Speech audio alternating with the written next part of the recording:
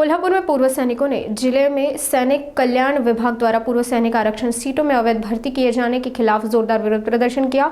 इस प्रदर्शन के कारण प्रशासन के खिलाफ नाराजगी और आक्रोश का माहौल बन गया है। कोल्हापुर में पूर्व सैनिकों ने सैनिक कल्याण विभाग द्वारा पूर्व सैनिक आरक्षण सीटों में अवैध भर्ती के खिलाफ जोरदार विरोध प्रदर्शन किया। उनका आरोप है कि भर्ती प्रक्रियाओं में भ्रष्टाचार हो रहा है, जिससे योग्य उम्मीदवारों को अवसर नहीं मिल रहा। प्रदर्शनकारियों ने नाराजगी जताते हुए सीमा पर मिले पदकों को जिला कलेक्टर को लौटाया। पूर्व सैनिकों ने प्रशासन पर निष्क्रियता का आरोप लगाया और कड़ी कार्रवाई की मांग की। उनका कहना है कि यदि प्रशासन ने जल्द कदम नहीं उठाया तो वे बड़े पैमाने पर आंदोलन करेंगे। सरकारी नोकऱ्यांमध्ये माजी सैनिकांसाठी 15% राखीव जागा आहेत। 2023 मध्ये निघालेल्या जाहिरातीमध्ये महाराष्ट्रामध्ये 19,460 जागांची भरती निघाली। त्यापैकी फक्त 39% जागांवर माजी सैनिकांना नियुक्ती मिळाली।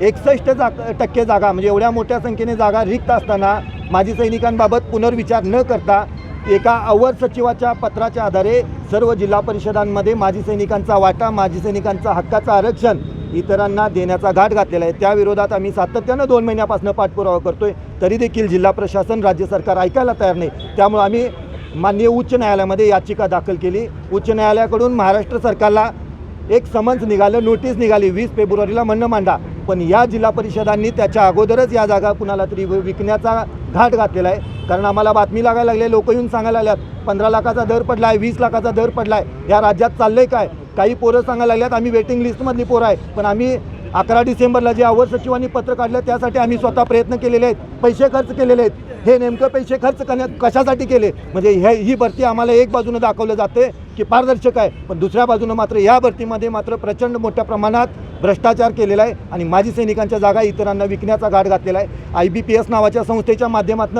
ऑनलाईन पद्धतीने ही भरती झालेली होती, त्यामध्ये ह्या अधिकाऱ्यांना पैसे खाता आले नाहीत। त्यामुळे माजी सैनिकांच्या रिक्त जागांवर इतरांना नेमून पैसे मिळवण्याचा हा मोठा फंडा सुरू आहे। याच्या विरोधात आज कोल्हापूर जिल्ह्यातले सैनिक एकवटले असून आज मेडल परत करत आहेत आणि याच्या पुढच्या टप्प्यात सुद्धा जर या आठवड्याभरात आम्ही पाठपुरावा करू, जर थांबले नाहीत तर पालकमंत्र्यांच्या दारात मोठ्या संख्येने माजी सैनिक जाऊन आंदोलन करतील। आमचा मुद्दा एकच आहे, आमच्या सैनिक समाजाचे जे काय आरक्षण होतं नोकऱ्यांसाठी प्रत्येक विभागामध्ये 15%, पण आज या प्रशासनाने आणि सरकारने जो बाजार मांडला आहे, सैनिकां समाजाबरोबर जो त्यांनी अन्याय केला, हा अन्याय आम्ही खपून घेणार नाही। तुमच्यामध्ये जर दम असेल तर इतर जो बाकीचे समाजांमध्ये जे आरक्षण आहे ते त्याचा तुम्ही बाजार करून दाखवा। तुम्हाला फक्त येऊन जाऊन कायमस्वरूपी सैनिक दिसतो, सैनिकाला तुम्ही काय समजताय? सैनिकाची काहीच किंमत नाही, सैनिकाला कोणती व्हॅल्यू नाही, असं या सरकारने आणि प्रशासनाने का केलं याच्यासाठी आम्ही आज हे आंदोलन केलेलं आहे। आमच्या नोकऱ्या आणि आमचं आरक्षण आम्हाला मिळालंच पाहिजे, त्याच्यासाठी ज्या काय योग्य त्या भूमिका घ्यायच्या आहेत त्या आम्ही जिल्हा पातळीपासून राज्य पातळीपर्यंत घेणार आणि आम्ही याच्या पुढचा मोर्चा आमचे पालकमंत्री यांच्याही दारात घेणार। तर आमच्या हक्काचा आमचा हक्क परत द्या, आमच्या नोकऱ्या परत द्या आणि तुम्हाला जर बाजार करायचे तर बाकीच्या ज्या आरक्षित जागा आहेत त्यांच्याबरोबर बाजार करा, पण सैनिकांबरोबर बाजार करू नका। हे आमची तुम्हाला एक मागणी आणि विनंती आहे।